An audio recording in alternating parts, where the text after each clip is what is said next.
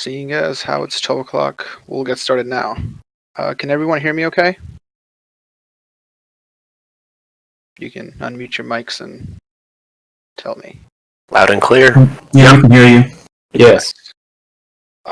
So for the duration of the talk, please keep yourself muted. Unless you have a question, then feel free and answer it. So today at our second GBM, we're going to be talking about Git and GitHub and how you can apply it when you're doing school projects or when you're doing projects for IEEE or any projects. Before I begin, make sure you sign in. This is just to take attendance to see who showed up here. Started. So what is Git? A lot of people confuse Git with GitHub. Git is just the command line version control tool that lets you take snapshots of your code.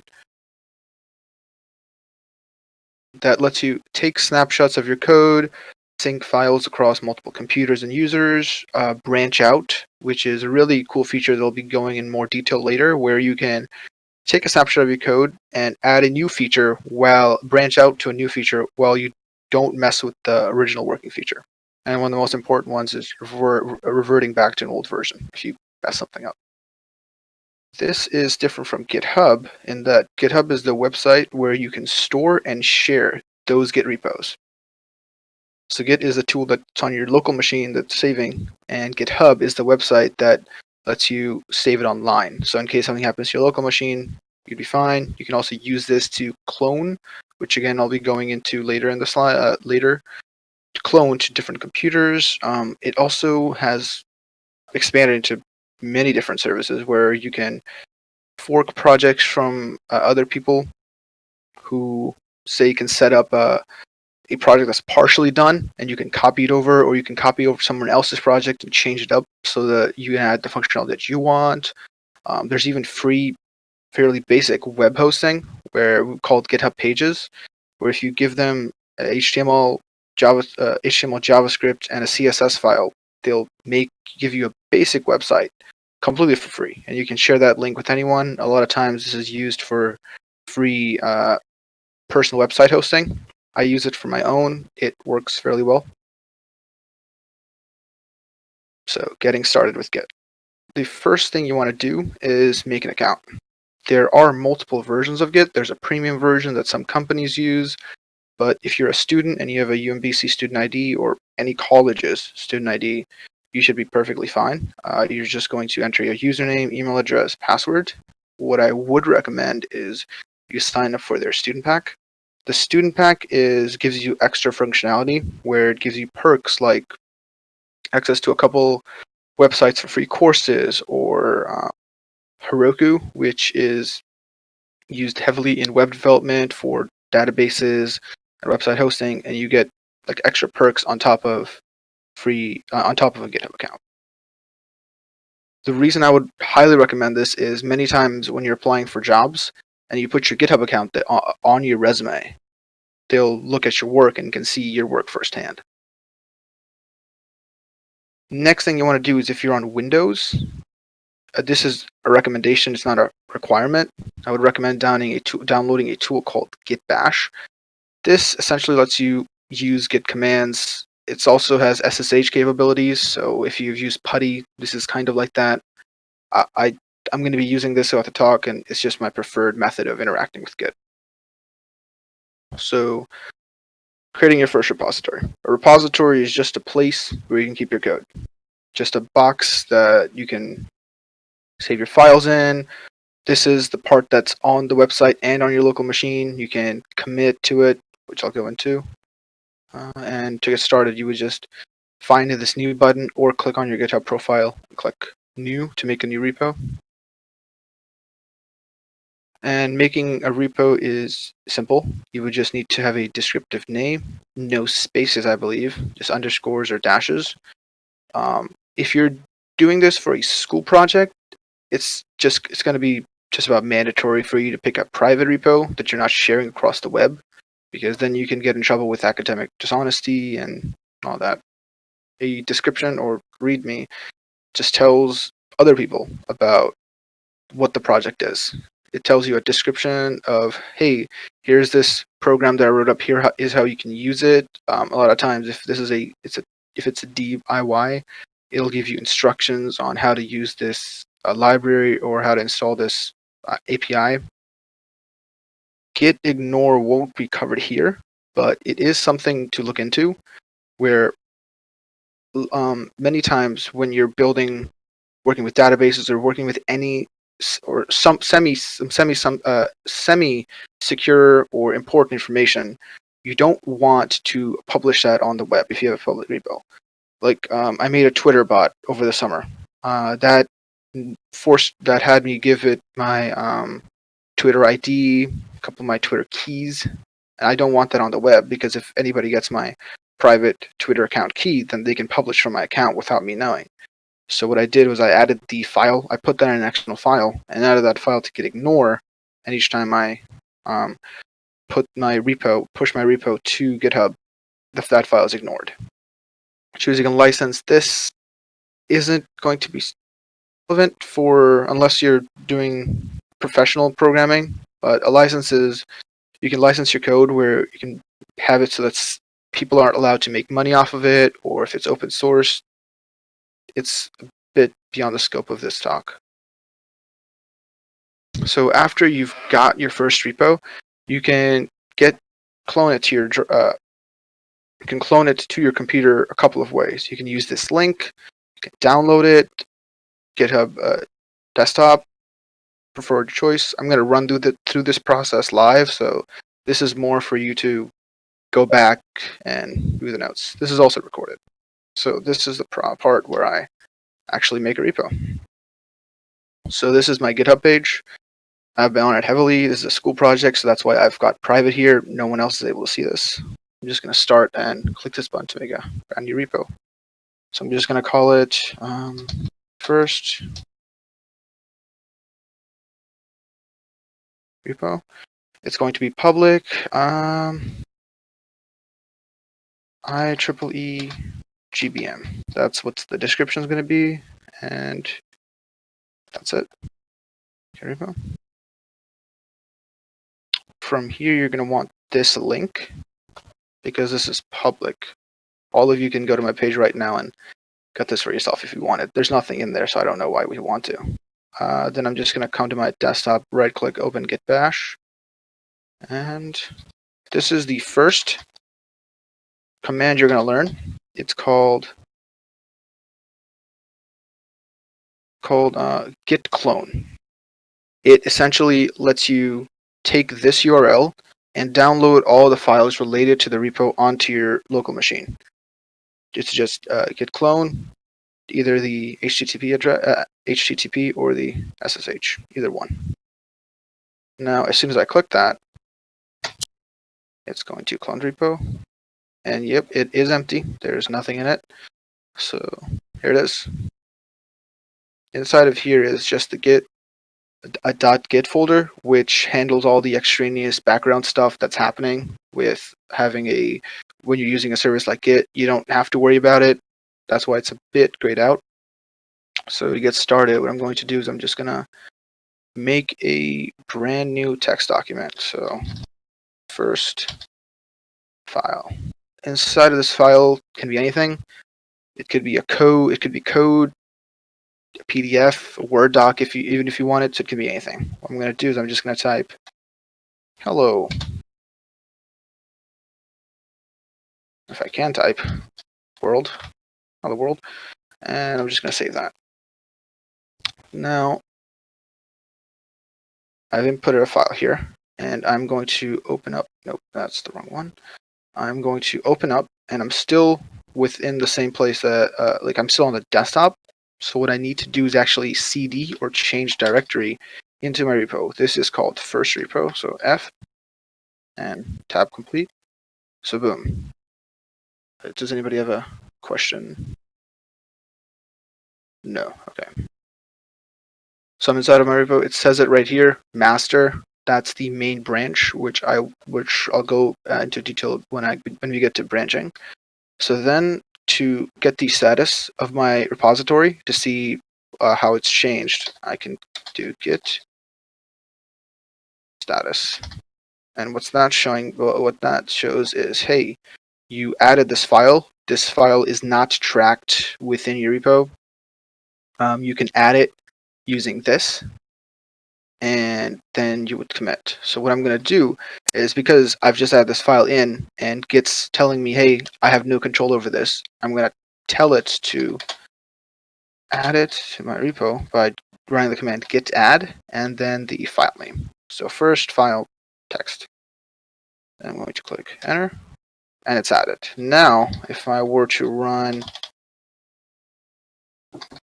git, sorry for the background noise. I'm not sure if you can hear that. Git status. It showed. Would you mind making terminal full screen? Oh, sorry. Is that better? That's better. So it's green now. First it was red, which means untracked. Now it's green, where it's saying a brand new file has been added. If you add a file accidentally and you don't want it to be included inside your repo for whatever reason, security, it's just got personal information, anything you want, you can use this command: git rm cached and then file name. So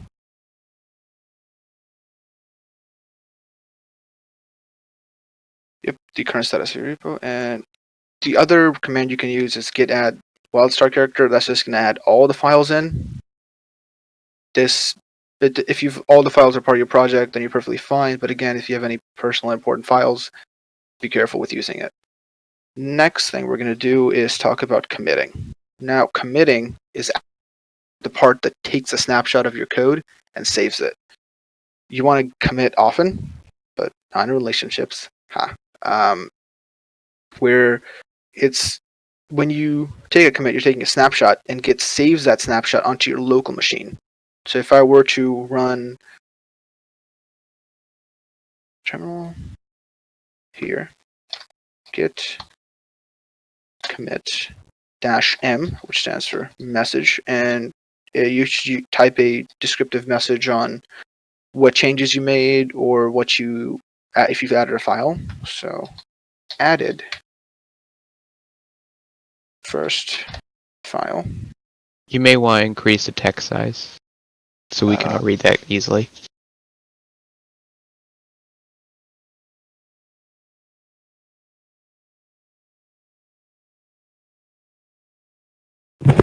And if you could switch to light mode, that'd be really appreciated.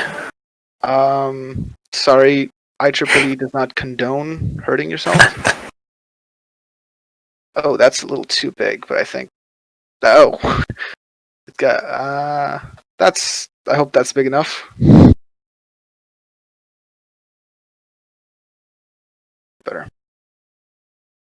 So, git commit -m message and then add it first file. This is just telling me in the future this commit made this change. So after I click enter, it's going to say one insertion, one file changed, one insertion. This didn't update my repo online. So just committing doesn't change anything. What you need to do after you commit is run the second command afterwards, which is pushing. What pushing does is it takes the changes you've made, the commits you've made, and it shoots them into your online repo right here. So if you made a bunch of changes and you just commit and then you throw your computer out the window for whatever reason, your files are still on your computer. It didn't get saved online. But if you do git push origin master, this is saying I want you to take that last commit I did and I want you to put it online. And it takes a bit to run. Any questions? Thanks, Matt, for alerting me about the text size. Click boom. New branch, master to master, did it. Now this is what moves your files online. If I were to reload my repo page and boom, 1 minute ago, here's my commit message right here, and there's my file. Hello world. Now what I'm going to do is we've learned about how to upload our files to Git, but what if, say, I am on the GL server. So here I've SSH'd into the GL server, and I want to work from there. Or we can pretend that this is a different computer. And I want to work from there anywhere, where I upload files from here, and those files are not going to be updated in this computer's repo. So the way around that is I'm going to git clone again, copy, and git is installed automatically on or already installed on UMBC GL servers. Not size.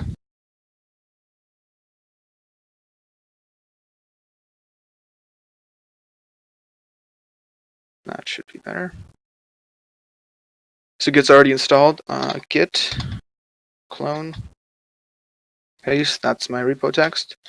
And boom, this is on the GL server. If I do ls, first repo, right there. Do it cd into first repo. ls, there's my first file. So if I still remember how to use Emacs, I'm gonna Emacs into it. And hello world. So just to pretend that this is my code, and I've added whatever I need. So I'm going to make changes from hello world to hello IEEE. Control X, Control S. Crap, what did I do?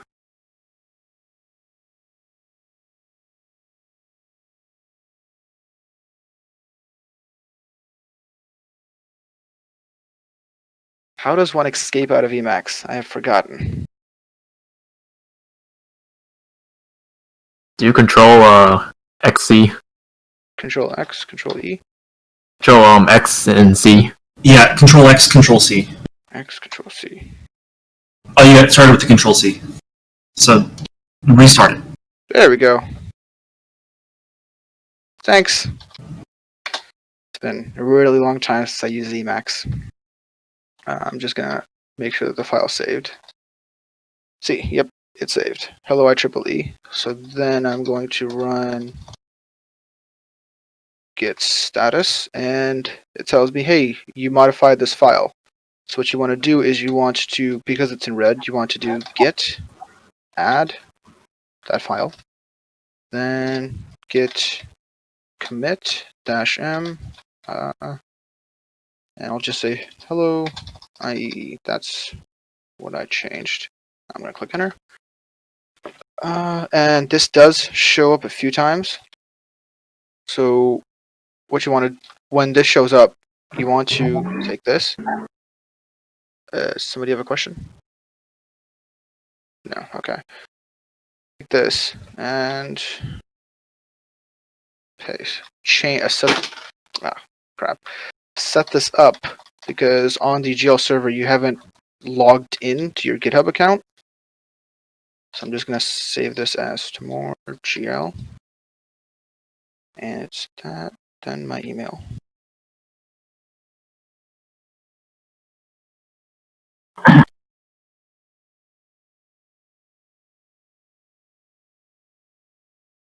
User dot email and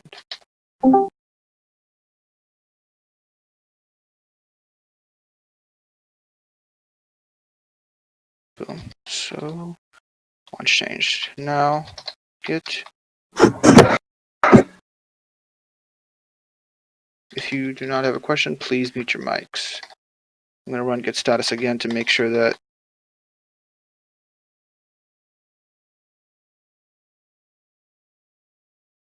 cool, working tree is clean.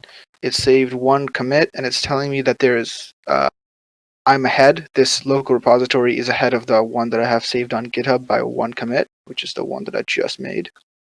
Git push origin master. And it's gonna ask me to. Oop, that's my username.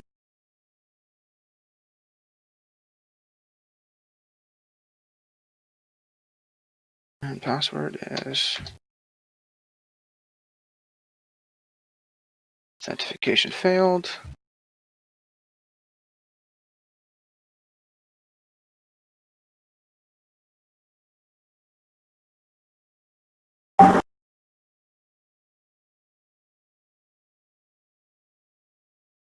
Sorry, y'all.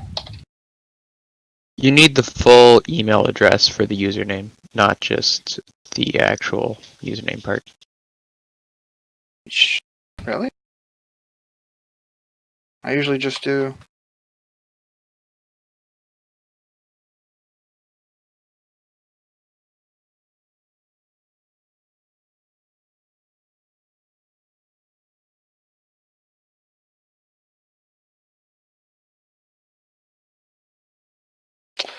I'm just gonna get rid of the GL part. I have it set up in my local repo, so I'm gonna base it off of that. Should I really practice this before I did this GBM? But I'm just gonna leave that as it is. Let's move on to essentially what I was trying to cover is Git pulling, where if I was able to push that file, what I would need to do to update my local repo is I would need to do Git pull origin master, which is just, instead of pushing, it's pulling all the changes into your local repo. That ends the part of talk where I talk about Git for personal use. If you're the only one who's using it, that's essentially most of the information you need if you're like a single project. But now we're going to cover collaboration and branching. So Git is also multiplayer notepad, where I can do what's called branching. Is think of these nodes as the commits and pushes that I've done to my repo. And if I want to say this is holding my personal website, any code that I change here, that's going to be changed live. I don't necessarily want that because there's a couple of features or something that I want to practice to get down before I fully integrate that into my site. So what I can do is I can branch out, and what branching out is going to do is it's going to take the most recent push or commit and make a brand new sort of sub-repository from it, where any changes I make to here, I can push to here, I can commit to here. Anything I want to do here is not going to affect this main branch. Same thing here, where any branch changes I make in this branch are not going to affect this main branch. The convention is that you usually want this main branch to be completely error-free, or at least be a working version of your code. So if you mess anything up here, you'll always have these commits and these changes to fall back on. So the process of branching is fairly simple. You can do that. So the way it works is I am still in my repo right here, and I'm going to make a brand new branch. I'm going to type git branch and then the name of the branch. I'm just going to call this B1, and if you've already have a bunch of branches and you're just trying to see how many you have, you can type in git branch and it'll pop up which branch I'm currently in and all the ones that I have. So right now I only have one other branch, which is B1, and right now I'm in master. If I want to switch to the B1 branch, I'm going to do git checkout B1. What that's going to do is, boom, switch to B1 branch. This teal text here changed as well. And now you're not noticing it here, but if I were to open this up and change this from hello world to hello IEEE, save that, it would be saved in a different branch. So I've made a change to this file, and right now I am working in this branch. This branch is separate from master, and I've made a change to this branch in B1. So I'm going to git add that file, git commit. Someone's mic is on. I can hear typing. Git commit /m and changed file. Not very descriptive, but hey. Commit, not 2 M's. One file change, one insertion, one deletion. Now I'm going to do this git push. This command is different because we're not pushing to master, we're pushing to a different branch. What we're going to do is we're going to do git push, and then B1. This is all saved in the slideshow. Check out, and yep. So we are going to do. You can change between developing branches. Yep. So it's going to be git push origin branch name. If I've called my branch like development branch, or I would just put that there. Git push origin and B1, and it's going to take a second, but it is getting all the data and pushing it. New branch B1 set up for remote tracking from origin. And now I'm going to go to my online repo here and just click. So immediately you're not going to notice, hey, has anything changed, except for this pop-up that finds up saying a new branch was created less than a minute ago. Here my code is as it was before I branched out. It's not changed at all. But now I can click here and go to B1. And I've changed it to B1. And that shows IEEE, which is the new feature, quote unquote, I've added. And you're probably wondering, how would I revert? How would I revert to my master branch? If I open up first file here, it still shows hello IEEE. If I want to change to my master branch again, I would just do git checkout master and switch to master branch, and didn't open anything new. I just opened it up and boom, that's my master branch code. It switched it over for me automatically. I just have to worry about the terminal side. Now let's pretend that the changes I made, here, hello IEEE, that's all the changes that I want to make. This is my brand new feature. It's done and it's beautiful, and I want to make it so that it returns to this master branch here. So that I can integrate this back into my official repo or my website or whatever. I can put this back here. That is called merging. And what I want to do is I want to update my master by merging B1 into it. And the syntax for that is very simple, which it is git merge.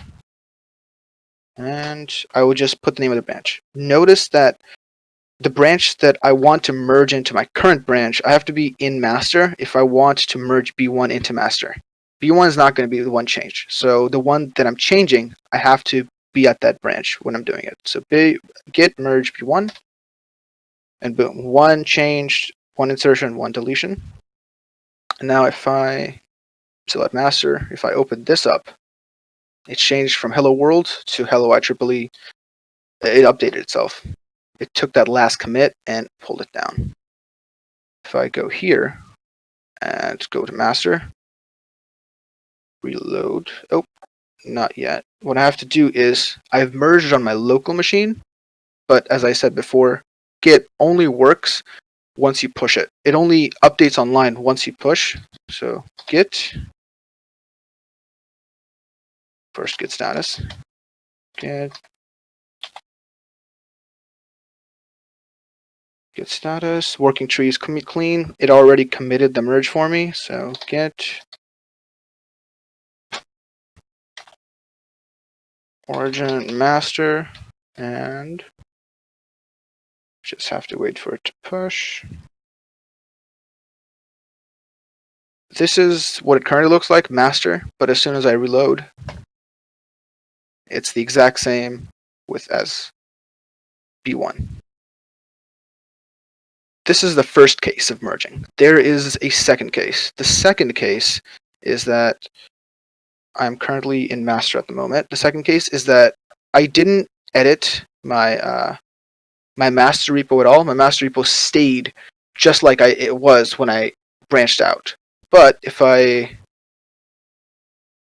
were to open this up and to change it to, I don't know, hello Batman, and save that here,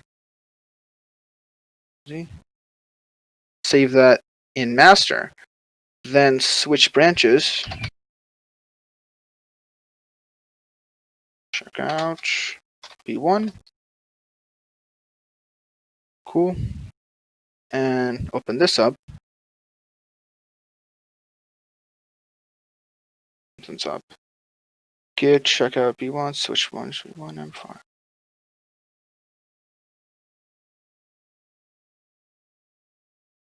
Interesting. I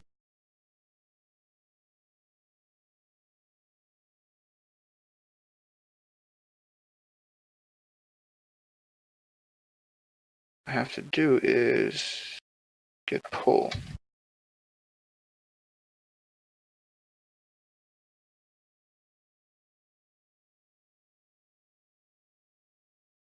Branch is up to date. I'm still in B1.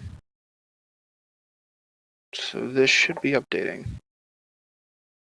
That's still B1 there. This branch again. That is still hello Batman. Interest. Get. Sorry y'all, but this is not acting like it should be. Git checkout master. Branch is up to date with master. It should be showing me. There we go. Now it changed. Just took a while. That is master. And if I were to change it back now to git checkout B1, it should be showing me the old code, which is not interesting. So I'm gonna, I'll leave it like this. I am going to change B1. I'll let it be. I'm still on B1. So first I changed master back there when I changed it from IEEE to Batman. Now I'm going to change this to Robin.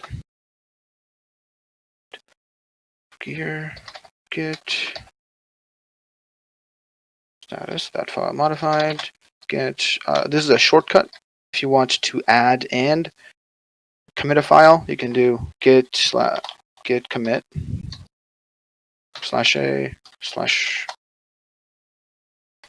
message changed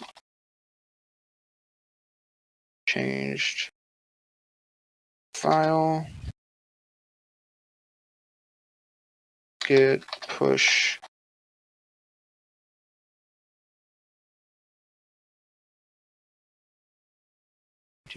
cool, everything up to date. Now I'm going to get back to master and check that. That is okay. I think something might be up with my repo because that should not be.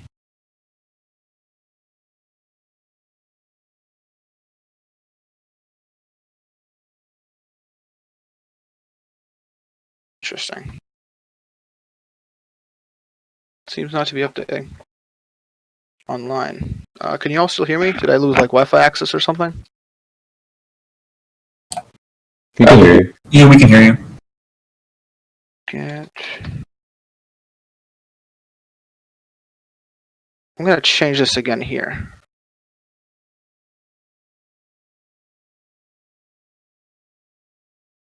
Must be a glitch. Then I'm going to get commit file change, and that should be committing. Git push version master. There we go. Now it should be updated on here. So if I reload the page, yay, nice. The only issue is that's still IEEE. So now I'm going to change the branch. It seems to be working again. Git checkout B1. And open this right here. That is still Robin, good. And I'm going to get status, finding that out, publish, yep, so I just need to push that.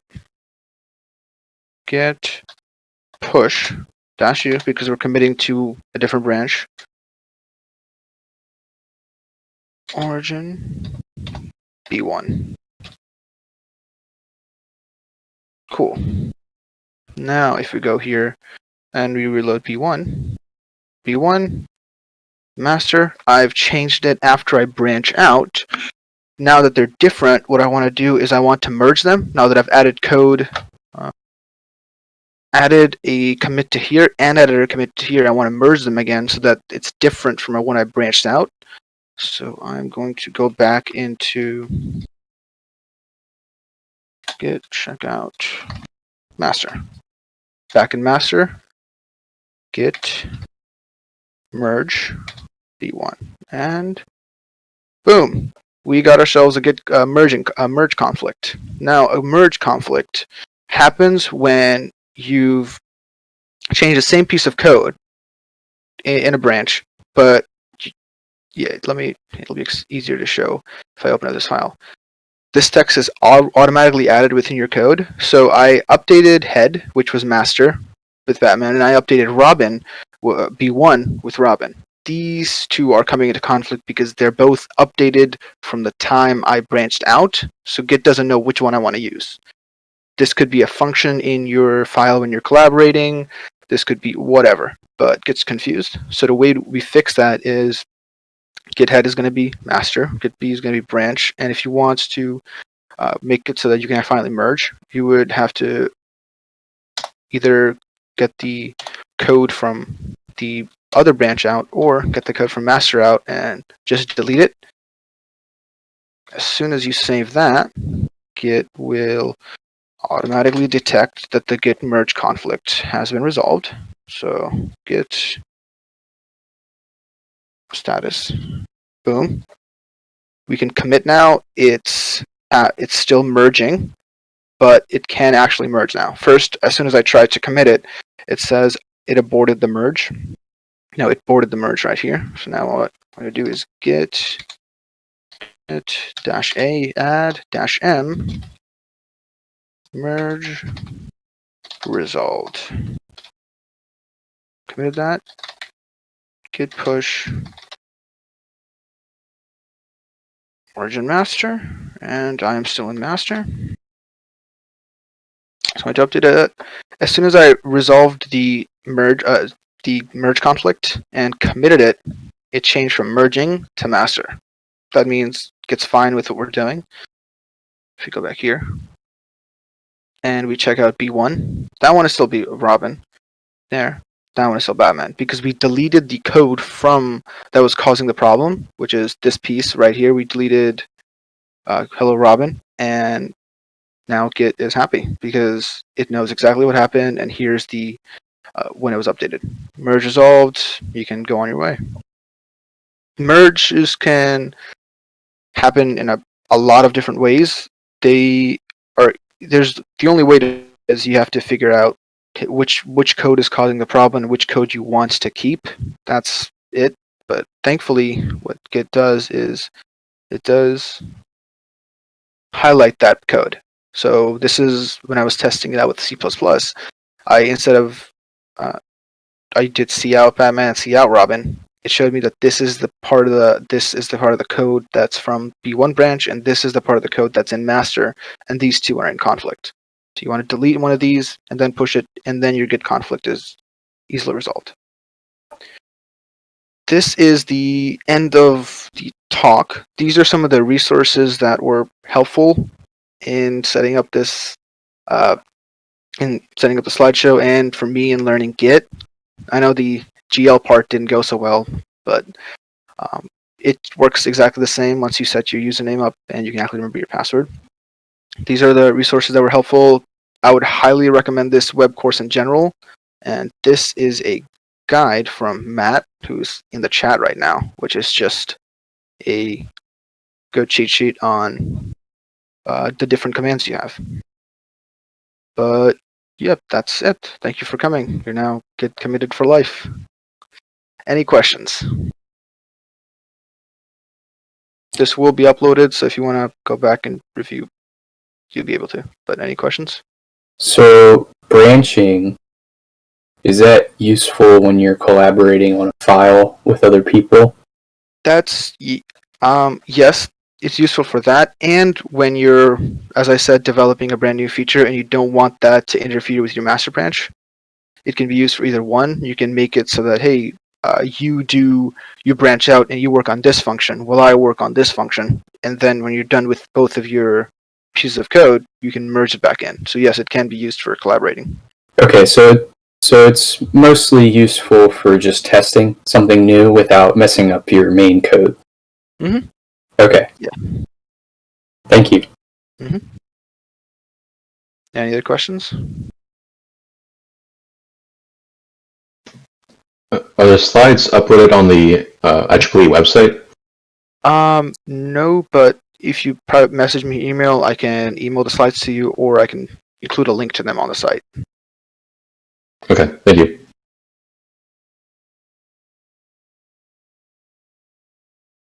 Well, if there's no other questions, then That might not be a bad idea since we have the attendance. If y'all did not fill out the attendance for today, you should do that. And if you put your email address in the attendance, then we can go ahead and email some of the slides out for the people who are looking for those. this is our website also. I can put the link under program extras, but this has a couple of things from Git, such as Dr. Johnson, who is a 341 professor. He's made a couple of tutorials on Git and C-line IDEs. If any of you are interested in using those. But yep, that's it. Anything else I should mention, Alex? Like club-wise?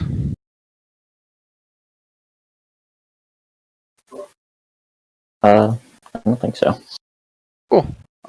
Please stick around for the duration of the semester. We'll be doing a bunch of these projects. The reason we started off with Git is because some of the software projects you may want to team up with someone, or you may want to make sure that your code is saved. But yeah, this is a really powerful tool, and y'all should learn how to use it. And I'm done now, so you're happy to leave. You guys can put Git on your resumes if you want to. That's something a lot of employers look for.